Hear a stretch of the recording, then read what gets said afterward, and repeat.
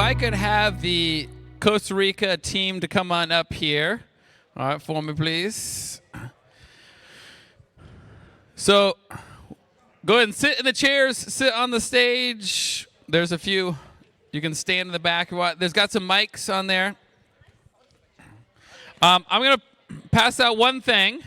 We have 34 of us who went down to Costa Rica. I'm going to pass out this. This is Costa Rican money. I think it's the coolest money ever because it got monkeys and sharks on it and all that. So I'm going to pass this around. If you're wondering about stealing this, it's 600 colognes to $1. So this is about $3. So please don't steal it. Pass it around. So this is our team. I am super proud of these people. All of them stepped up in a big way. They could have said no for whatever reason, not enough money, pandemic, fear, snakes, whatever. But they stuck it out, and each one of them stepped up in a big way. So what we're going to do now is kind of ask any questions. So if you want to ask any questions, you can just go to this website, askhonest.com/access. But really quick, what was probably, just a few of you, what was your by far best moment on the trip? So go ahead and share that, your best moment, and pass it on. And go ahead and text any questions that you might have for the team.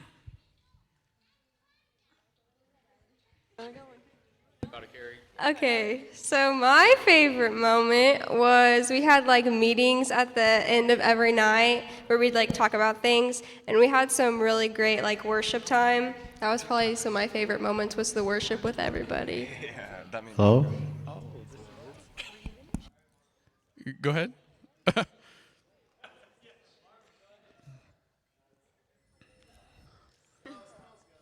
Go ahead. Okay, I'll go. So my favorite memory would be just like every single meal, you never really knew what you were eating. Especially breakfast, day one when we were there, they gave us sausage, and it did not look like sausage, guys. I didn't eat it because I was too scared. Somebody at my table did, and they were like, yeah, this isn't sausage. But I would also say, like, every single night, like Ali said, when we'd have like the meeting, it felt like we were all bonding again, and it just felt so fun. Okay. This is a question from the audience.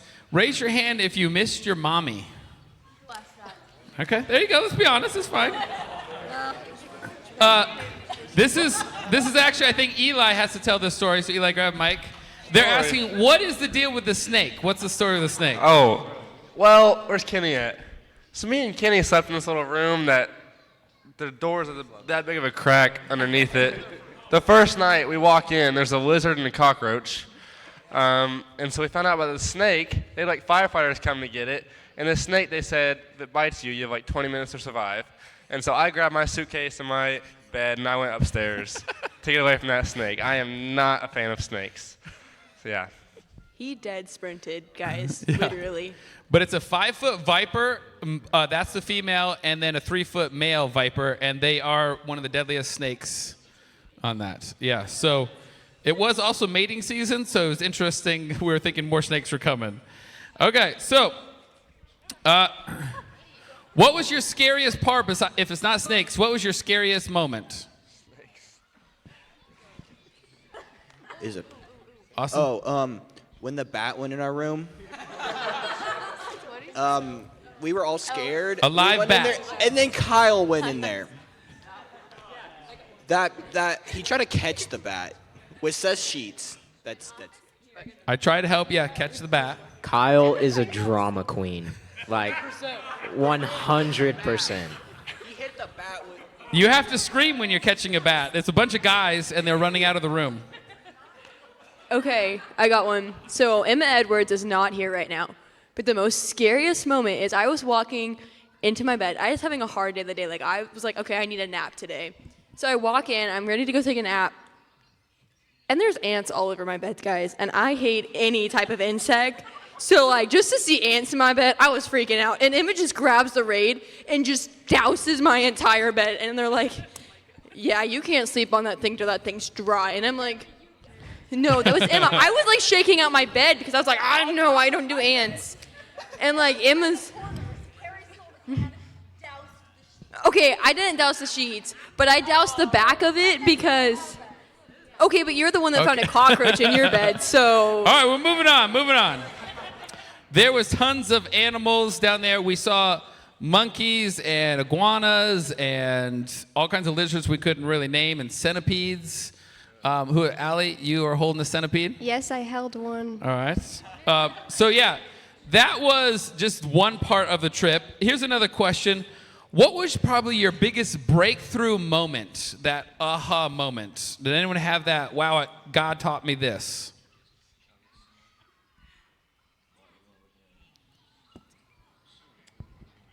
Okay, so I was really looking forward to VBS before we left. And then when we got down there, I was mad because I couldn't speak Spanish.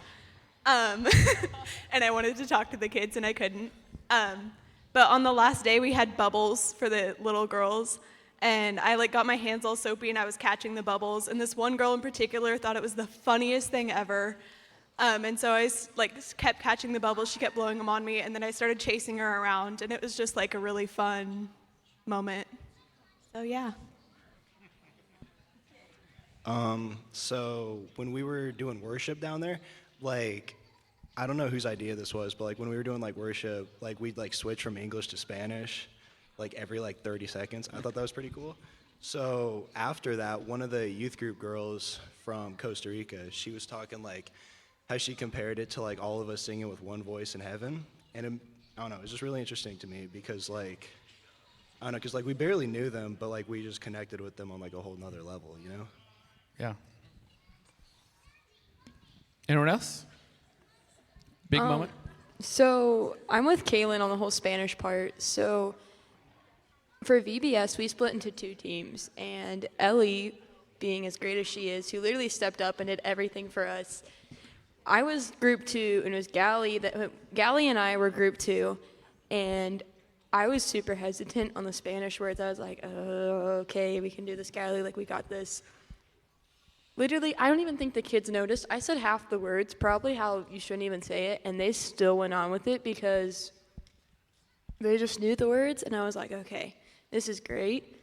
And then just Eli literally helped out so much because he was just like, okay, we're going to do this now. And it was great because I had him in group 2, and it was, so nice. We went to VBS in 2 different locations, and so at 2 different churches at the same time. Which actually really forced us to step up because people who are not normally worship leaders or whatnot, now we need 2 or double of both, and everyone definitely stood up. One question from the audience: did any of you make any friends who you continue to talk to down there? Yeah. Pass it down here. Go ahead. After church services, we got to talk to the high schoolers from the church there. And so on the last night, everyone was going around and we were taking pictures and adding everyone on Snapchat and Instagram. And now I think a whole bunch of us are talking to this guy named Snyder. I love Snyder. And he at least to me, I know to a couple of people, he'll always send pictures of the sky and the sunset with palm trees and mountains, and it's beautiful. And he was like, send me one of yours. And it was really cloudy, so you couldn't really see the sunset. And it was just in my backyard. And he was like, oh my gosh, that's so beautiful. And I was like, is it though? It's 72 degrees year round down there. So I posted something on my story, and I tagged half the people down there, and they all have been texting me nonstop. They're like, how is it? How's back home? What's the weather like? And I'm like, cold and rainy. And they're like, what's cold? And I'm like, 42. And they're like, huh? And I'm like, yeah, you guys probably never hit that temperature. And because they're also in Celsius, they're never they're not Fahrenheit, so to them that's probably oh, okay, that's warm. But I'm like, it's cold. It's cold here. I have a specific question. Could Ethan get the microphone for me, please? Yeah, Ethan. Someone asked, Ethan, could you make some wildlife noises you heard down there? 3 people texted me that. I don't know. Do you have any? Sound like the birds down Ooh, ooh, ah. Okay, that was very anticlimactic. And then another one, so people stop texting me. All right, Levi, what is the story with the monkey? Eli's monkey's being missed. I have no idea. He says, "Where's his monkey?" And he keeps texting me. No. Well, then you've gotten other people do it. No, the monkeys were kind of scary, not gonna lie. Like, if you ever played Call of Duty, like, you know, like the zombies, they sound just like that. Like, no, I'm not even kidding. Like, all my life, they sound like the COD zombies. All right. I don't know why, but you can answer this honestly, no judge. Did anyone find their one true love down there? I hope not. I don't need to elaborate any further. Come on, guys. Yes, sir. He's like, All right. Next question. We were told not to fall in love. What? We're sorry. Yeah. How difficult was it not having a translator? Like, so there was some translators, but was there any situations where you really missed a translator? me. What? I have no idea what you just said. It was hard. I couldn't talk, like, obviously I couldn't talk to no one, but I literally called David, like, every time I'm trying to talk to someone. David would be mid-conversation, I'll just scream, "David, I need help." Yeah, it was really tough. I just remember, like, I was so close to this little girl down there. I have a picture of me and her, and she would ask me questions, and when I'd ask her to repeat it to the interpreter, she wouldn't repeat it, and I was like, I feel so bad because I want to answer that question, but I couldn't. And so eventually, like, she was able to repeat it, and interpreter was, like, literally right next to me, and she goes, "Oh, she just asked what's your favorite color." And I was like, "Oh, okay." What is the story with Kenny being carried on a chair in the video? Kyle, you can talk about that one. That was your speech. That was yours. That was your sermon. Kyle, that was you. That's all you. Someone explain it. Why don't you answer the question? Okay. So we did 2 church services, one on Monday night, one on Wednesday night. And so I preached the first night, Jen preached the second night, and I preached on the story of the 4 friends bringing their paralyzed friend to Jesus and lowering him through the roof. Well, it's kind of hard kind of interpreting that. So Kenny was our paralyzed friend. Who was the 4 friends who carried him? Yeah. So they carried him down. Let's just say an interpreter came up to me afterwards and says, "We've never done that in church before down there," but they really liked it. So good job, actors. And then Jen, what did you talk about Wednesday night? So I gave a sermon out of Luke chapter 7 when the immoral woman comes into Simon's house. I blank for a second. And started washing Jesus' feet. And I had Micah and Caitlin, since they were siblings, because I had Caitlin touch Micah's feet. I'm so sorry about that still. But yeah, it was very nerve-wracking for me. I don't know why, but it was fun though. For some reason, Caitlin Dick, did you ever use your fantastic knowledge of Spanish? No. That's Spanish. There we go. What was the percentage of people knowing English? What would you guess?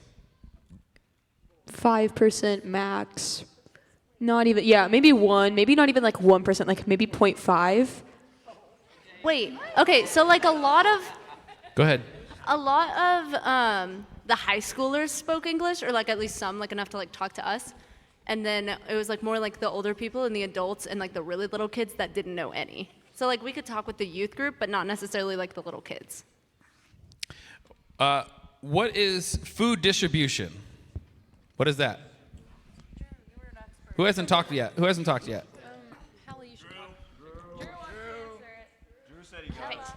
Wait, okay, Drew, go ahead. Oh, sure, I got this. Food distribution. So the first day we were there, we went and got groceries with the local church, and then broke into several groups and walked around different neighborhoods, drove a bus there. There were families that the church knew about that were in need, and so we would take them food, ask them some questions about themselves. Sometimes we were invited to kind of see where they live, and then we would pray for them, whatever they had need of at that moment. Yeah, we had several people who would pray or just go up to people and they would invite them into their house and kind of show them around and then feed them. What was the food situation down there? Who can share? Maybe who hasn't talked yet? The food situation. We were told every day we would have beans and rice. We only had it twice.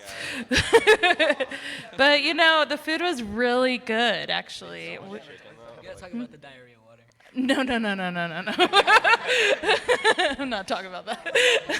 But the food was really good. It was like the juice. He wants me to mention the juice. The juice. Yeah. So that leads to the next question. Did any of you get sick down there? None of us. No. We're all healthy.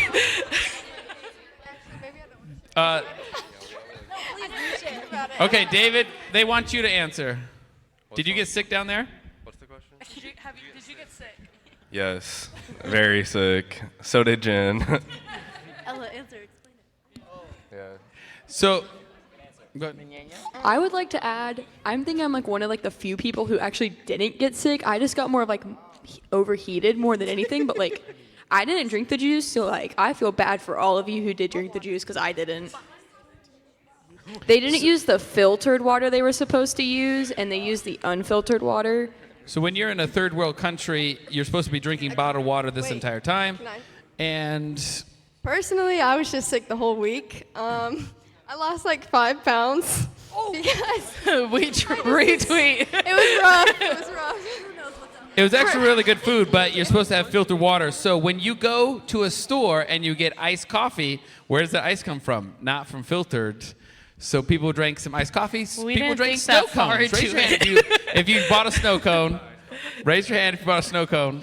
Some people. Wait, I remember Amanda bought some one. people got sick because of that, but overall, everyone made it back and at least survived. Last thing, anyone else have any final advice? As in, if you could go again, would you go again? Yes? And if someone who didn't go, what would you say is why they should go on a mission trip? I want to hear from several people. Who didn't go? So the culture was really different. I'd say that they're a lot more warm and welcoming.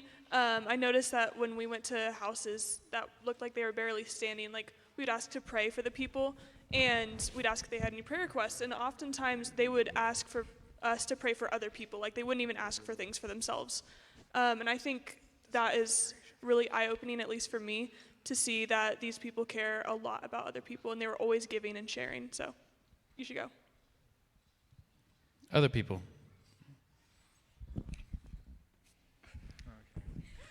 Okay, my advice would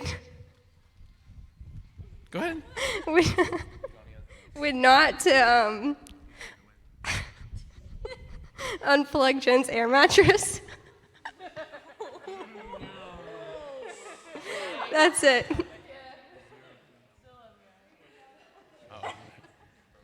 Johnny, you had something? So my freshman year, we did a local mission trip, and I really didn't want to go to that, but my parents made me, and then I made everyone else go. And that really made me make new friends and know people a lot more. So when I heard about this mission trip, I was immediately going. I was like, that's me, I'm going. So, and I knew that I'd meet new people and make better friends with people, but I didn't really expect to see such a culture shock. Just seeing all the people with like the nothing homes that were just walls and a roof was crazy, and seeing how they just viewed life and prayer requests. They only ever asked for health and safety, and when we pray, it's like, can you help me with this math test? And just seeing that was just crazy, and being able to make friends like some of the sophomores and juniors I would have never really talked to, I made good friends with.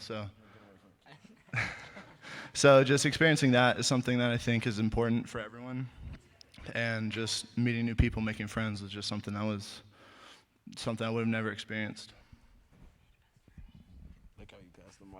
Okay, so Johnny kind of stole like half of mine. But yeah, you do bond a lot with the group, and it's really cool to just see the different cultures, see the different people that we got to meet. And a lot of the time when we offered to pray for them, they would bless us. Like they would say thank you for coming, and they would pray for us, which was weird to me. I didn't expect that, but it was super cool. And just like another like life tip that I learned on the trip would be to like soak up every moment, because now that we're home and I'm looking back, I wish that I was more in the moment and more focused on what was happening than like, oh, what, like, are we going to be all negative, or are we all going to be able to go home? Like stupid worries. So just focus and soak up the moments. So I want to add, like, I think like the week before the trip, people would constantly ask me if I was excited, and I was like, yeah, I'm excited. But like deep down inside, I was scared to go. Like I was like, what if this is, I don't like this? Like I have super like homesick stuff. So like, I was like, what if I get homesick? What if I want to go home? And my dad was like, no, you're not coming home. Like you're going to stay there. And I literally got there. I don't think I ever said I missed my dad. Sorry. But then I got home and I was like, oh, okay, this is for life now. But like literally, like it just was enjoyable just to like break away just like from like the anxiety and stress from like school, just to like leave this all back at home and just go out of the country, some places that none of us have ever been before, and just to go. It just felt so nice, and like that anxiety and stress that I had while I was down there just went away. Like I wasn't scared anymore. Like I was like, okay, this is in God's hands. Like we met the interpreters the first night, and I was like, okay, this is chill. Like I'm good to go. And like Kaylin was like, yo, it'll be okay. Like I was just like texting a lot of people. I was like, I'm stressed. Like I can't do this. And then I went down there. Go ahead. I learned that you can't trust Kyle with literally anything because he's a pathological liar. Wow. Wow. I said Which is crocodiles not great for come someone into the who's church gullible. every once in a while, just one time. Every day, every So- time I talk to you. So yes, I found out that we have several students who are extremely gullible, and I Kyle's did a have some jokester. fun with them. Yes, I fully admit I am a sinner, and I gave into temptation I think it's just that multiple he's good at times lying. in making questionable light trait. of some people's fear of snakes or heights or crocodiles. One last question. How was anyone afraid of COVID while down there? No. Yes. Yeah. Did you guys have to wear masks? Yes. I'll say something real quick. It was sort of, down there, it was just like all the worries went away. So the worry of getting COVID never came to my mind. Just all the worries went away, and it was just such a peaceful week. So, I mean, I didn't really think of COVID at all, except snakes. How did the people fear? Did the people fear us at all? What do you think? Yeah. People were respectful enough to like respect the distance that needed to be had and everything, but like they weren't like afraid of us. Yeah. Some of the churches were not meeting for that entire year, and when we went down there, it was the first time that those churches actually met in person again. So the churches were kind of nervous on if people would show up, but I would say tons of people showed up while we kept coming back for VBS, and they fed us, and we played games, and all that. So any final thoughts, challenges, comments?